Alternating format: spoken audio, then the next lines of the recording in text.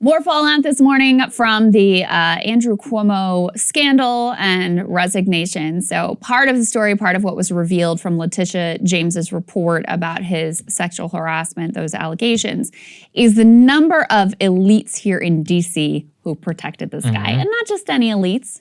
Elites from supposed social justice and civil rights organizations like the head of Human Rights Campaign and like Time's Up, which is an organization which is supposed to be dedicated to victims of MeToo and sexual harassment and sexual assault. So the latest development is that Tina Chen, who is Time's Up's president and CEO, has now resigned. Washington Post got their hands actually on text messages between Tina Chen and Roberta Kaplan and others in the group, telling them to stand down on providing any sort of support to Lindsey Boylan, who's one of Cuomo's accusers, and who also is one of the women who was completely smeared by Cuomo and those around him. The head of HRC, Human Rights Campaign, also was involved in some of the behavior. I think they handed over confidential personnel files about Lindsey Boylan that Cuomo could then use in smearing her. So Time's Up also complicit here in helping to allow these allegations about Lindsey Boylan to come out from Cuomo and to not support her, which is supposedly the whole mission of the organization. So in all of this, you see what they were really about, which is when it's convenient, they'll support women. And they also will stand as an organization that can protect elite Democrats when any allegations come out against them. So they get to be the gatekeepers. They get to decide whose allegations count. Does Tara Reade's allegation count, for example? No, it did not count. Does Lindsey Boylan's allegation against Andrew Cuomo count? No, that did not count. And whose allegations actually merit being heard and being taken seriously. It's just amazing. And just so you guys know her background, because I thought this was hilarious, which is that she was former Michelle Obama's chief of staff. And she was the head of the Women's and Girls Initiative under the White House, under Barack Obama. So that's who Tina Chen was. And she was totally had zero accountability for what happened here. She resigned basically because of the bottoms-up outrage within that and the public outrage over what she was doing. But you can see clearly that she did not have a lot of remorse. You know, hours before that she even resigned, she was on a podcast, on a panel discussion in which she was questioned, and she just said,